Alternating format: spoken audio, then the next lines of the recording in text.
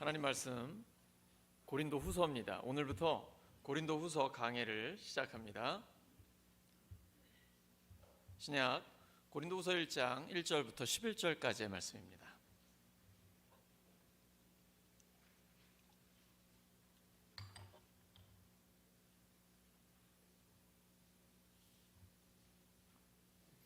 고린도후서 1장 1절부터 11절까지의 말씀 교독합니다. 1절 제가 먼저 읽습니다. 하나님의 뜻으로 말미암아 그리스도 예수의 사도된 바울과 형제 디모데는 고린도에 있는 하나님의 교회와 또 온 아가야에 있는 모든 성도에게 하나님 우리 아버지와 주 예수 그리스도로부터 은혜와 평강이 있기를 원하노라.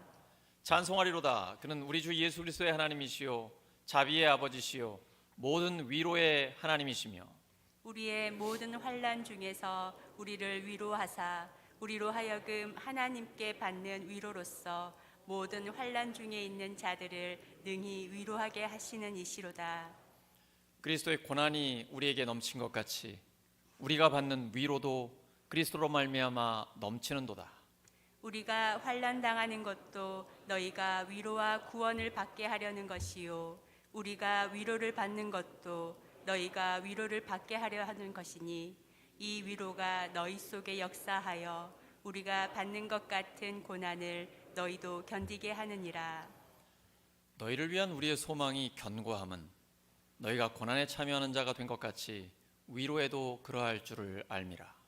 형제들아, 우리가 아시아에서 당한 환난을 너희가 모르기를 원하지 아니하노니 힘에 겹도록 심한 고난을 당하여 살 소망까지 끊어지고 우리는 우리 자신이 사형 선고를 받은 줄 알았으니 이는 우리로 자기를 의지하지 말고 오직 죽은 자를 다시 살리시는 하나님만 의지하게 하심이라.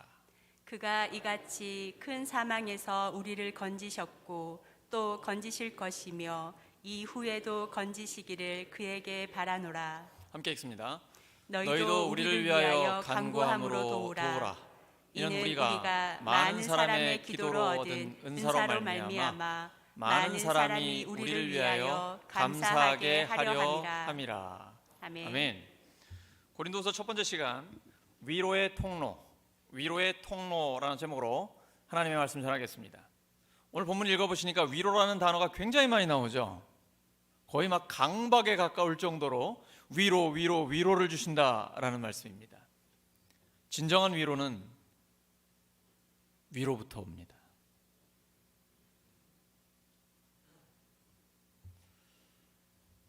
지금 고린도후서를 사도 바울이 쓰고 있는데요. 고린도 교회를 바울이 개척을 했습니다. 사실 개척할 때 두려움과 떨림이 많았어요. 고린도는 항구 도시입니다. 경제적으로 풍성하고 그리고 사람들이 굉장히 많은 유동인구가 많은 곳이에요. 성적으로 타락해 있고 음주 가무를 즐기는 사람들도 많고 우상 숭배도. 그래서 이런 지역에 과연 사람들이 복음을 받아들일까? 예수님 믿고 구원받는 역사가 있을 수 있을까? 확신이 안 서는 거예요. 그때 기도하면서 바울이 나는 오직 우리를 위해 죽으시고 부활하신 예수님의 십자가만 전하겠다. 다른 내가 나의 지식이나 경험이나 인간적인 방법이 아니라 오직 십자가의 도만을 전하겠다. 이렇게 결심을 하고 고린도에 갔습니다. 그런데 하나님의 역사하니까 되더라고요. 정말 어려운 도시, 음란한 도시라고 생각했는데 왜 영어 단어에 코린티어나이즈라고 하면 성적으로 타락하다 그런 뜻이잖아요. 고린도가 그만큼 유명한 곳이거든요. 그런데 하나님의 말씀이 선포되니까 예수님의 십자가와 부활의 복음이 전해지니까 구원의 역사가 나타나는 거예요. 안 되는 일 없습니다. 성령님이 역사하시면 구원받는 역사가 나타나게 됩니다. 그런데 너무 오랫동안 그 음란과 우상숭배의 문화에 젖어있던 사람들이기 때문에 구원받고 교회에 다니기는 하는데 이 몸에 배어있는 문화가 바뀌질 않는 거예요. 그래서 우상숭배의 문제라든지 성적인 타락의 문제가 교회 안에도 여전히 있는 겁니다. 그래서 고린도 전서를 쓴 겁니다. 그러한 문제를 어떻게 성경적인 방법으로 해결할 것인가. 그런데 바울이 한 군데만 있을 수 없어가지고 다른 지역으로 또 복음 전하러 떠났어요. 근데 바울이 없는 사이에 다른 목회자들이 왔는데 이 목회자들이 사도 바울과 성도들을 이간질하기 시작합니다. 바울은 원래 교회를 핍박하던 자였고 예수님의 직속 제자도 아니다. 진짜 바울이 사도냐? 이런 식으로 바울의 사도권을 의심하게 하는 말을 계속하는 거예요. 성도들이 그 말을 계속 듣다 보니까 바울이 외모가 좀 별로였나 봐요. 성경에 이렇게 기록이 되어 있는데, 그리고 글은 참 잘 쓰는데 말이 좀 어눌했는지, 야, 이 바울 그 사람 실력도 없고 영 시원찮아. 아유, 없으니까 이제 바울 신경 쓰지 말자. 이런 식으로 하면서 바울을 싫어하기도 하고 의심하기도 하며 바울과의 갈등 관계, 그리고 바울을 별로 안 좋아하는 사람들이 고린도 교회 내에 생긴 거예요. 이 소식을 사도 바울이 듣고 이제 고린도후서를 기록하게 됩니다. 여러분, 괘씸하지 않습니까? 자기가 개척했는데? 그렇지 않아요. 바울은요, 고린도 교회를 하나님의 교회로 인정합니다. 그리고 모든 성도들이라고 말을 해요. 2000년 교회 역사에 100% 완벽한 교회는 없습니다. 아직 예수님을 믿지 않는 분들이나 새가족들은 교회에 좀 안 좋은 모습이나 교회에 대한 비판이 있으면 내가 그래서 교회 안 가. 교회에 무슨 희망이 있어, 이렇게 생각하시는데 그거는 잘못 생각하시는 거예요. 교회는 원래 병원과 같아서 영적으로나 정신적으로 정서적으로 병든 사람들이 모여 예수님의 복음을 듣고 치료받아 온전해지고 예수님의 제자가 되는 곳입니다. 다양한 사람들이 모이는 곳에 병원에 환자가 오는 건 당연한 거죠. 교회에 영적으로나 정신적으로 정서적으로 아픈 사람이 오는 건 당연한 겁니다. 단 와서 치료가 되는 거예요. 그 치료의 역사는 하나님께서 이루어 주시는 것입니다. 교회는 완벽한 교회는 없어요. 단점이나 부정적인 걸 보지 말고 장점이나 긍정적인 걸 보셔야 합니다. 그래서 혹시 부정적인 면이 좀 있다 할지라도 도매금으로 넘겨가지고 아이고 교회가 죽었어, 교회가 희망이 없어, 이렇게 말씀하시면 안 됩니다. 우리 교회, 지역교회, 한국교회, 세계교회, 전체 교회를 보실 때에 항상 하나님의 교회예요. 하나님의 성도라는 것을 인정해야 합니다. 이것이 오늘 본문에 나와 있어요. 1절 보시기 바랍니다. 본문 1절입니다. 시작. 하나님의 뜻으로 말미암아 그리스도 예수의 사도된 바울과 형제 디모데는 고린도에 있는 하나님의 교회와 또 온 아가야에 있는 모든 성도에게. 지금 사도 바울이 다 알고 있단 말이에요. 고린도 교회 내에 자기를 싫어하거나 이간질하거나 또는 의심하는 사람들이 있음에도 불구하고 하나님의 교회라고 부르고 있어요. 하나님의 교회, 예수님의 피값으로 세워주신 하나님의 교회. 그래서 교회가 시대의 마지막 희망이요, 소중한 거예요. 오늘 찬양한 것처럼 예수님의 마음을 닮아서 우리가 이웃을 사랑하는 교회예요. 그래서 신정사동 지금 복지센터라고 하나요? 또 동사무소에 전화해서 사회복지팀이 우리 교회와 연계를 해서, 우리 교회가 지금 신정사동에 속해 있기 때문에 어떻게 하면 그 복지 사각지대에 계신 분들을 교회가 섬길 수 있을까 지금 계속 연락을 주고받고 있거든요. 이번 성탄절을 기해서 우리가 도와드리려고 준비하고 있습니다. 그리고 당회하면서도 예산을 잡을 때 구제금도 예산을 더 높이 잡았거든요. 죄송합니다. 그냥 제 목은 그러려니 하세요. 저도 그냥 그러려니 하면서 약함 가운데 하나님의 능력이 나타나기 때문에 열심히 하려고 합니다. 어쨌든 우리 교회는 예수님의 마음을 닮아서 구체적으로 지역 주민들을 돕고 이웃을 섬기는 그런 교회가 되려고 지금 몸부림을 치고 있습니다. 교회는 하나님이 기뻐하시는 교회입니다. 교회를 생각하면 마음이 따뜻해지고 위로하고, 이런 교회 되게 하여 주시옵소서. 교회에 오면 하나님의 위로가 있기 때문이에요. 근데 어떤 위로를 받으십니까? 눈에 보이지 않는 하나님이 무슨 위로를 해주시죠? 돈 주시나요?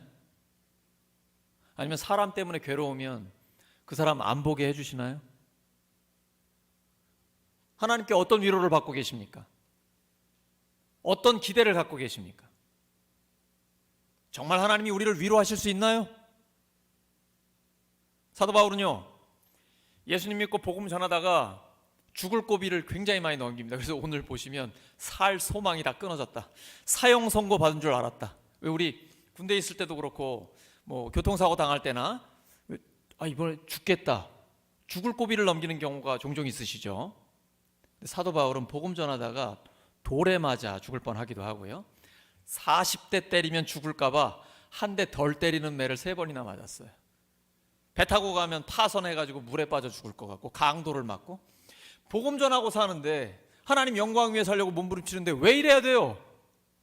그때마다 나 이제 곧 죽겠구나, 우리는 곧 사형 선고를 받은 자와 같이 하나님 앞에 가겠구나, 이런 생각을 하고 있어요. 근데 그때마다 하나님이 위로를 주십니다.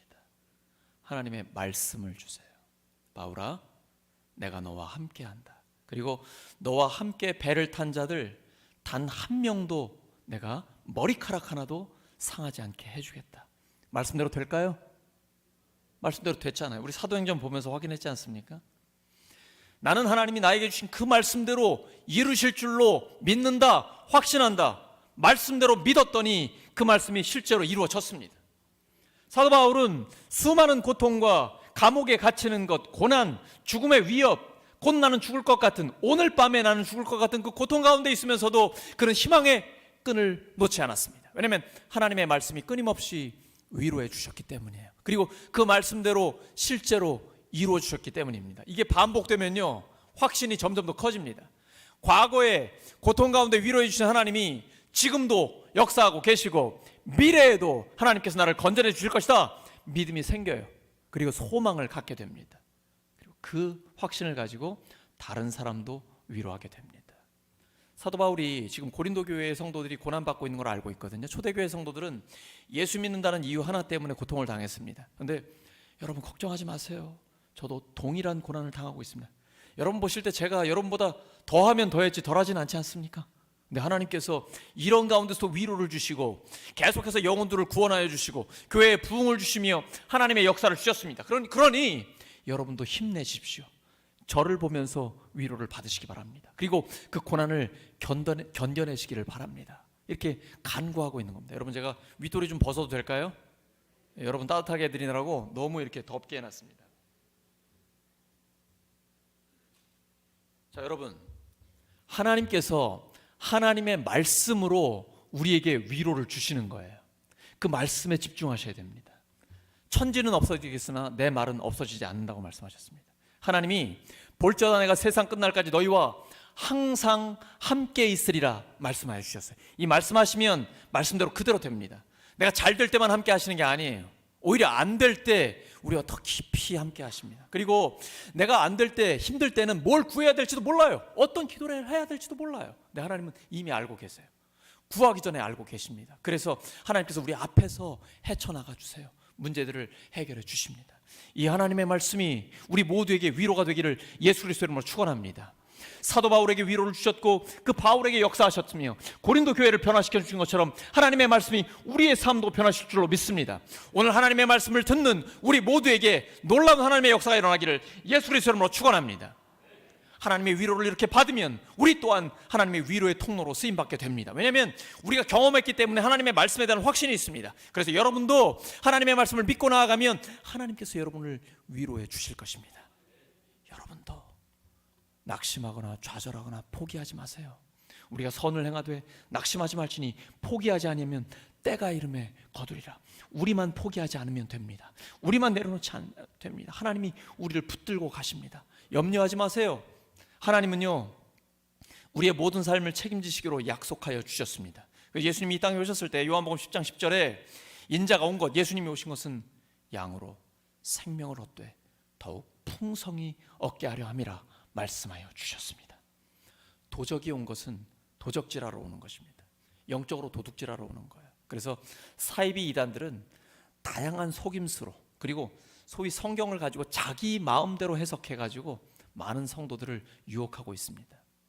사탄은 어차피 지옥에 갈 지금 운명에 있습니다. 그래서 그 사탄이 거짓과 사이비 이단을 통해서 예수 믿는 사람들을 계속해서 데려가려고 유혹하고 시험에 빠뜨리려고 합니다. 깨어 있어야 합니다. 항상 깨어 있어야 합니다. 세상 또한 마찬가지입니다. 얼마나 음란하고 타락해 있습니까?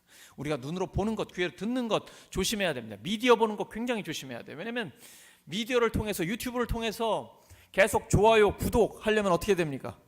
점점 더 자극적이어야 됩니다. 그래서 우리가 보는 영상이나 심지어 뉴스도, 화면도 읽고 있는 글도 모두 다 우리를 자극해서 그들이 돈 벌려고 하는 것입니다. 그래서 우리가 조심해야 됩니다. 보는 것 듣는 것 주의하십시오. 타락하지 않도록 하나님 앞에 늘 깨어 있어야 됩니다. 우리가 잘못 보고 잘못 들으면 파법창처럼 떠오릅니다. 그래서 계속 하나님의 영광을 위해 사는 것을 방해하게 되는 것입니다. 먹든지 마시든지 무엇을 하든지 하나님의 영광을 위하여 살아라. 우리에게 주신 하나님의 삶의 의미와 목적이 있습니다. 우리는 단 한순간도 가치 없이 의미 없이 보낼 수 없습니다. 하나님 앞에 깨어 있어야 됩니다. 하나님이 오늘 우리를 부르실지도 모릅니다. 예수님이 오늘 다시 오실지도 모릅니다. 그래서 고린도전서 15장 31절에 사도 바울은 나는 날마다 죽노라 라고 이야기합니다. 복음을 위해 살면서 나는 날마다 죽노라. 우리 동일한 고백 아닙니까? 내일은 우리의 것이 아닙니다. 그런데 예수님을 위해 살다 보면 나는 날마다 죽는 것처럼 고통을 당하기도 하지만 동시에 그보다 더 넘치는 하나님의 위로가 우리에게 있습니다. 예수님을 믿는 삶은 십자가를 지며 살아가는 그 삶입니다. 섬김과 희생입니다. 예수님이 먼저 우리를 섬겨주셨고 희생해 주셨습니다.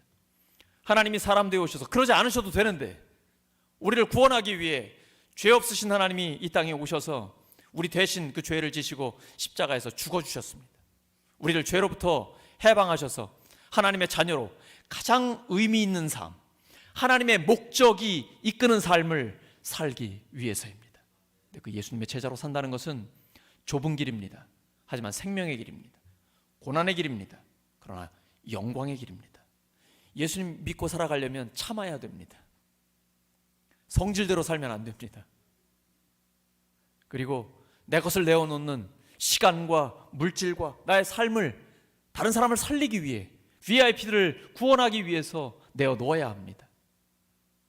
알아주나요? 사람들이 인정해 줍니까? 그렇지 않아도 괜찮아요. 하나님이 보고 계십니다. 그리고 하나님이 응답해 주십니다. 제가 주중에도 목장 모임에 갔습니다. 우리가 오랫동안 새벽마다 함께 기도했던 VIP를 만났습니다. 드디어 만났습니다. 마음의 문이 열려서 집으로 초대했습니다. 목사가 왔는데 너무 기쁨으로 반갑게 맞아주었습니다. 놀라운 일 아닙니까? 같이 기도한 사람들은 다 깜짝 놀라고 기쁨에 환희에 차 있습니다. 하나님의 역사는 사람을 변화시킵니다. 사람이 50 넘으면 안 변한다 그래요. 심리학자들이 그럽니다. 안 변한다고 믿으면 안 변합니다. 변하지 않는다고 믿는 것도 믿음이기 때문이에요. 그런데 변한다고 믿으면 변합니다. 제가 나이가 몇인 것 같습니까? 여러분 보시기에는 뭐 20대 같지만 제 아들이 25입니다. 네, 비웃는 건가요? 네. 근데 여러분 50 넘어도 변합니다. 왜냐하면 성령님이 역사하시기 때문이에요. 우리 연세 드신 분들이 가장 좋아하는 말씀 중에 겉사람은 늙어지나 속사람은 날로 새롭죠. 정말 새로워지죠. 진짜예요. 우리 안에 예수님이 계시고 성령님이 역사하시면 날로 새롭습니다. 근데 청년들 중에도 애늙은이 같은 청년들이 있어요. 나이는 젊은데 힘은 있는데 되는 게 없어. 진학도 취업도 결혼도 포기하고 싶어져. 근데 청년들이여 힘을 내십시오. 하나님이 여러분과 함께 하십니다. 여러분을 향한 계획과 하나님의 꿈이 있습니다. 하나님은 우리 모두에게 하나님의 큰 그림을 갖고 계십니다. 한 사람 한 사람이 그 조각 그림을 맞춰가는 것입니다. 그 꿈을 가지고 하나님 앞에 나아갈 때 하나님은 이루어 주십니다. 사도 바울이 복음을 전하면서 영혼을 구원하기 위해 나아가다가 죽을 고통, 죽을 고비를 너무 많이 넘겨요. 그리고 진짜 죽었다고 생각하기도 했어요. 근데 이 고비들을 넘기면서요 깨달은 게 있습니다. 나는 신뢰할 만한 존재가 아니라는 거예요. 바울이 굉장히 뛰어난 사람입니다. 천재예요. 성경에 통달해 있는 사람입니다. 그리고 성경, 신약 성경의 3분의 2 정도를 썼잖아요. 그런데 바울이 손수건을 이렇게 주면 그 손수건에 닿기만 해도 치료의 역사가 일어났어요. 그리고 복음을 전하면 안 될 것 같은데 수많은 사람들이 구원받는 역사가 있었습니다. 수많은 교회를 개척했어요. 세계선교에 성공한 사람입니다. 이만하면 나 하나님 앞에 대단히 쓰임받는 사람 아니야? 이렇게 생각하지 않겠습니까? 우리 목사가 설교를 하다 보면 이 설교를 통해 하나님이 역사하시는 것을 목사는 느낍니다. 설교를 하면서 하나님의 능력이 나타나는 걸 느껴요. 어떤 때는 막 불이 나가는 것 같아요. 그러면 마음이 이렇게 높아져요. 우쭐해져요. 와, 하나님이 나를 쓰시는구나. 내가 하나님 앞에 능력 있게 쓰임받는 하나님의 종이구나. 이러면서요, 자기에게 능력이 있는 것처럼 착각을 할 때가 있어요. 이때가 위험한 때입니다. 여러분은 어떠십니까? 공부 잘하십니까? 돈 많이 버셨어요? 어떤 사회적인 지위가 있습니까? 힘이 셉니까? 싸움 잘해요? 여러 가지 자기가 갖고 있는 어떤 능력과 힘이 있을 겁니다. 그동안 성취한 것도 있을 거예요. 그러면 자신만만합니다. 이만하면 됐지 뭐. 사람들하고 비교할 때. 그때가 위험한 때입니다. 사도 바울은 굉장히 뛰어난 사람입니다. 자기를 신뢰할 만한 사람입니다. 그런데 계속 죽을 고비를 넘기잖아요. 죽은 줄로 알아요. 이건 배가 뒤집힐 것 같으니까. 사람들이 돌을 던지니까, 돌 던진 사람이 생각할 때 얘는 죽었다라고 생각했으니까. 나를 신뢰할 수 있습니까? 내가 그렇게 대단한 사람이에요? 영생 불사합니까? 그런 사람은 없습니다. 그래서 사도 바울은 이러한 죽을 고비를 넘기며 나를 의지할 수 없구나, 나는 믿을 수 없는 존재구나, 이걸 깨닫게 됩니다. 그럼 누구를 믿어야 할까요? 오직 죽은 자를 살리시는 하나님만 믿게 된 것입니다. 사도 바울의 믿음이 여기서 생기는 거예요. 나는 믿을 수 없구나, 오직 하나님만 믿어야 되는구나. 선지자 중에 가장 탁월한 사람 엘리야 어떻습니까? 850대 1로 맞짱을 떴습니다. 우상 숭배가 팽배한 시대예요.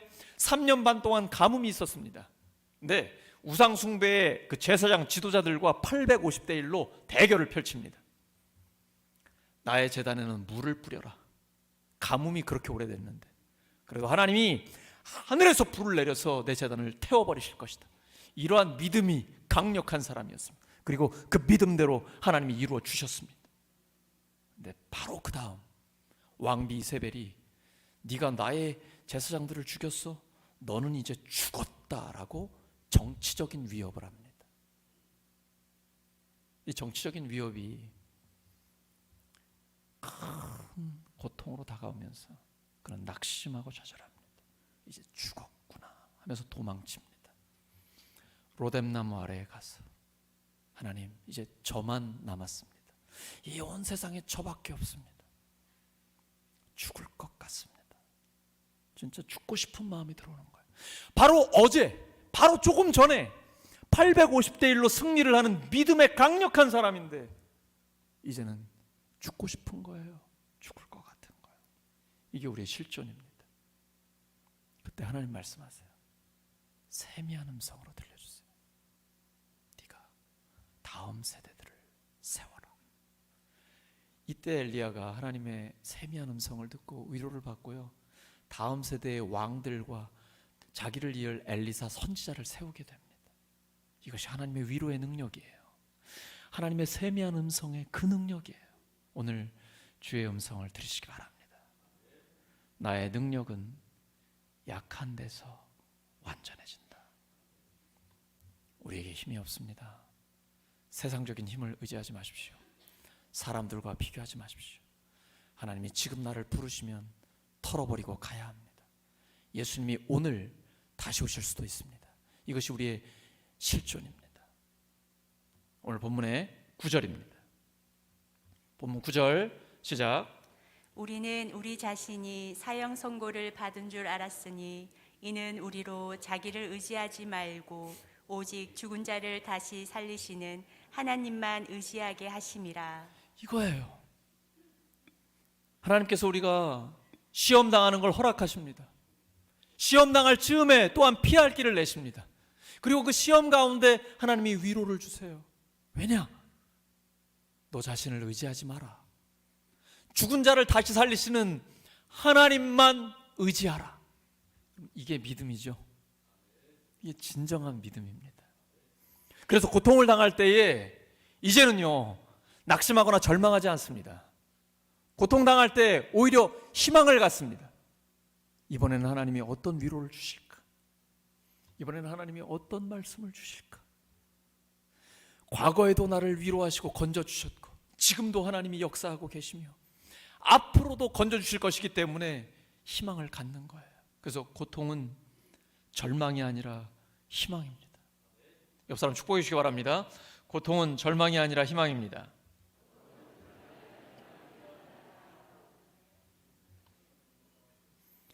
근데 고린도후서를 읽다 보면 이 편지를, 하나님의 말씀을 받은 고린도 교회 성도들이 변화되게 됩니다. 그래서 큰 위로를 받으면서 사도 바울과의 관계가 회복되는 걸 봐요. 야, 이거 정말 불가능할 것 같은 일 아닙니까? 거기에 있는 것도 아니고 멀리 떨어져 있는데 갈등과 분열이 생겼어요. 의심하고 싫어하는 사람들이 생겼습니다. 그런데 사도 바울은 확신을 가진 거예요. 하나님의 말씀을 전해주면 하나님이 역사하실 것이다. 성령님이 역사하실 것이다. 하나님의 은혜와 평강이 고린도 교회 성도들을 변화시켜 주실 것이다. 근데 진짜 그렇게 된 거예요.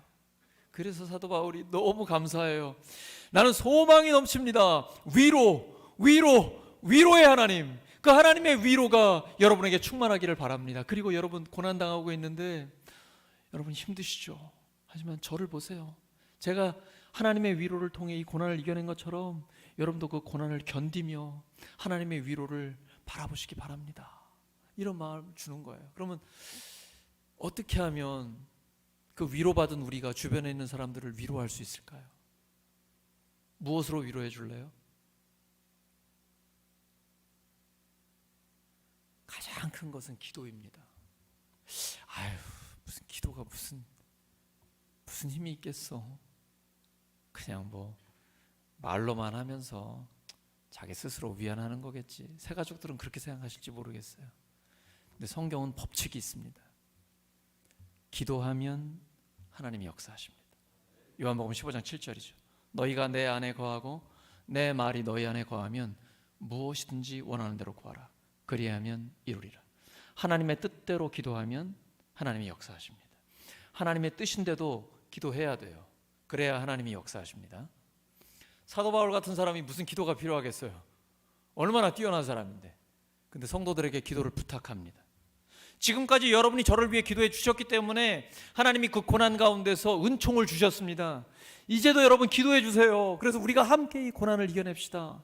그 내용이 11절에 나옵니다. 본문 11절 시작. 너희도 우리를 위하여 간구함으로 도우라. 이는 우리가 많은 사람의 기도로 얻은 은사로 말미암아 많은 사람이 우리를 위하여 감사하게 하려 함이라. 부탁하는 거예요. 너희도, 여러분도 우리를 위해 간구함으로 도우세요. 돕는다는 게 가장 중요한 건 기도하는 거예요. 하나님이 그 기도를 들으시고 역사해 주십니다. 세상적인 눈으로 볼 때는 그게 기도가 아무 효과가 없을 것 같아요. 그래서 기도를 안 하는 거예요. 세상적으로는 돈이 있어야죠. 권력이 있어야죠. 어떤 물리적인 힘이라든지 눈에 보이는 힘이 있어야 돼요. 분명히 그것도 능력이 있습니다. 하지만 그건 스케일이 아주 작아요. 그런데 기도는요, 하나님의 능력을 가져오는 겁니다. 기도를 통해 하나님이 역사하십니다. 우주 만물은 하나님으로부터 왔고, 그리고 하나님을 통해서 지금 유지가 되고 있고, 그리고 하나님께로 돌아갑니다. 그래서 하나님의 자녀들은 영적인 권세를 갖게 됩니다. 내가 나의 제자들에게, 예수님의 제자들에게 영적인 권세를 주셨다라고 주님은 말씀하십니다. 믿는 자에게는 이런 표적이 따르니 곧 저희가 내 이름으로 귀신을 쫓아내며 병든 자에게 손을 얹은즉 나음을 얻으리라. 방언을 말하며. 믿는 자에게는 표적이 나타나요. 하나님 앞에 기도할 때 그 기도에 하나님께서 응답해 주시는 것입니다. 기도를 들으시고 역사하시는 하나님을 함께 경험하는 거예요. 이렇게 기도 응답의 확신을 갖고 있는 사람은 영적인 권위를 갖고 있어요. 교회와 가정과 일터에서 함께 기도하면서 그 기도의 응답을 경험합니다. 목장도 가장 중요한 것은 기도의 응답을 경험하는 것입니다. VIP들을 위해서 함께 기도할 때 하나님의 응답을 함께 경험해 가는 것입니다. 그때 영적인 권위가 생겨요. 하나님의 말씀을 믿고 기도하면 하나님이 진짜 역사하시는구나. 사소한 것부터 함께 기도하셔야 됩니다. 감기 치료해 주세요. 우리 아이들의 진로를 인도해 주세요. 가장 중요한 세세한 우리의 삶의 자리에 있는 작은 기도 제목부터 함께 나누고 나아갈 때 하나님께서 그 기도에 응답해 주십니다. 본문 10절입니다. 본문 10절 시작. 그가 이같이 큰 사망에서 우리를 건지셨고 또 건지실 것이며 이후에도 건지시기를 그에게 바라노라. 이것이 하나님의 위로를 받는 사람의 확신이에요. 그가 이같이 큰 사망, 사도 바울은 그동안 받았던 그 고난을 큰 사망이라고 얘기합니다. 얼마나 힘들었으면. 바울 같은 사람은 낙심하고 좌절할 일이 없을 것 같습니까? 힘든 일 하나도 없을 것 같아요? 아니에요. 바울 같은 위대한 사람도 너무 힘든 거예요. 살 소망도 없다. 너무 고통스럽다. 육체적으로도 힘들고 사람들은 계속 핍박합니다. 환경도 너무나 어려워요. 근데 바울 같은 사람도 그렇게 고통을 당하고 큰 사망 가운데 있었지만 하나님이 위로하시고 건져주셨어요.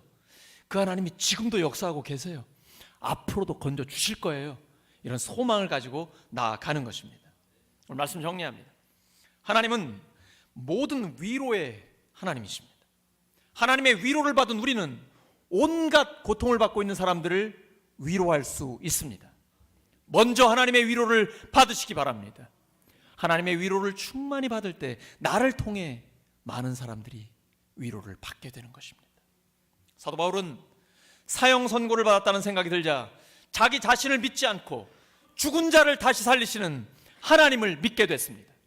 하나님께 위로를 받고 다른 사람들을 위로하는 위로의 통로로 쓰임받는 우리 모두가 되기를 예수 그리스도의 이름으로 축원합니다.